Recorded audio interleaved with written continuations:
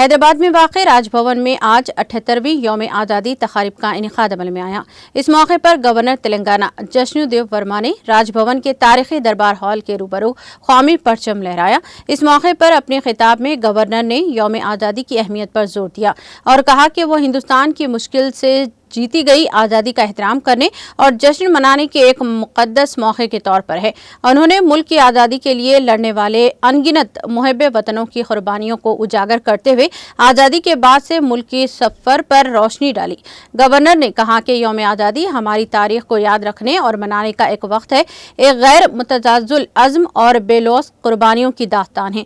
Governor ने हर हिंदुस्तानी पर जोर दिया कि वो कौम पर फ़ख्र करे और मुल्क और रियासत तेलंगाना दोनों की तेज़ रफ्तार तरक्की के लिए अनथिक मेहनत करे।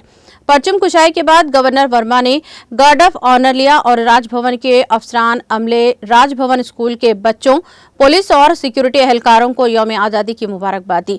उन्होंने तकरीब में मौजूद बच्चों, स्टाफ मेंबरान में ज़ाती तौर पर मिठाइयाँ भी तकसीम की। इस तकरीब में गवर्नर के principal secretary Shri B Venkatesham के अलावा दीगर सीनियर ओहदेदारों और अमले के अरकान ने शिरकत की।